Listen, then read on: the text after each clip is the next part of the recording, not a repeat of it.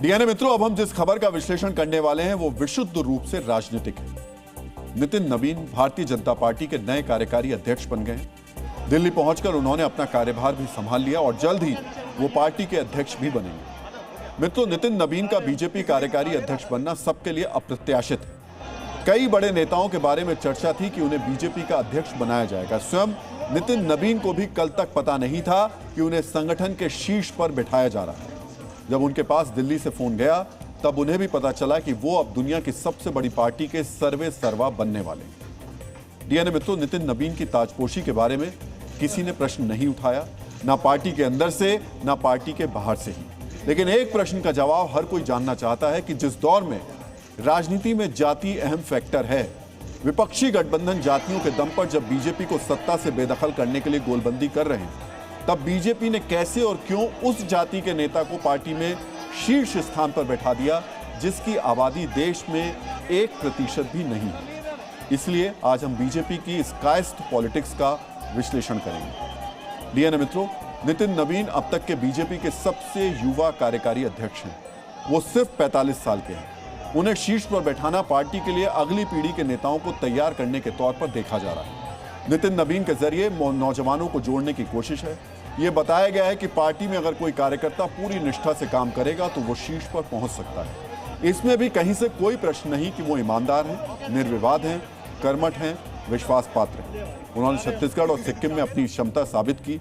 लेकिन देश की राजनीति जब जाति और धर्म में उलझी हुई दिख रही है, जब देश में कोई मुख्यमंत्री कायस्थ नहीं है, केंद्र में कोई मंत्री कायस्थ नहीं है, देश भर के 14 राज्यों में जरूर कायस्थ रहते हैं, फिर भी इनकी आबादी करीब 1 करोड़ के आसपास ही है, जो देश की आबादी के 1% भी नहीं। फिर भी बीजेपी ने नितिन नवीन को कार्यकारी अध्यक्ष बनाया, तो अवश्य इसके पीछे कोई बड़ी सोच है, बड़ी रणनीति है। डीएनए मित्रों, हम आपको बीजेपी की उसी रणनीति के बारे में बताना चाहेंगे। आप जानते हैं कि विपक्षी गठबंधन की राजनीति जातियों के इर्द गिर्द घूम रही है।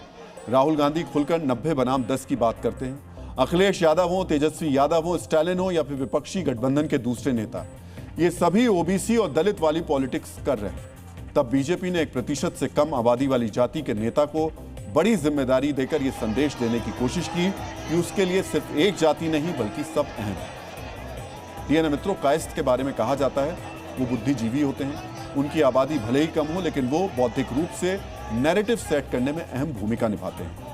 ये नैरेटिव वोट बदलाव में अहम भूमिका में होता है। आने वाले समय में पश्चिम बंगाल में चुनाव है, उसके बाद यूपी में चुनाव है।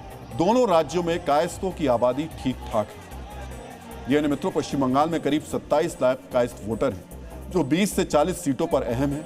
ये समुदाय भद्रलोक का महत्वपूर्ण हिस्सा है, इसलिए कायस्थों का महत्व वहां बढ़ जाता है।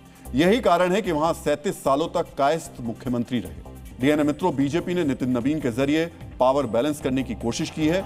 उनके अध्यक्ष बनने से उन अगड़ों की नाराजगी खत्म होगी जिन्हें लगता है कि बीजेपी में उनकी पूंछ कम हुई। सरकार में शीर्ष पर ओबीसी है, संगठन में अगड़े को लाया गया है, ब्राह्मण पहले से अध्यक्ष हैं। अगर फिर से ब्राह्मण को अध्यक्ष बनाया जाता तो बाकी जातियों में असंतोष हो सकता था, लेकिन कायस्थ नेता से किसी को फिलहाल कोई आपत्ति नहीं।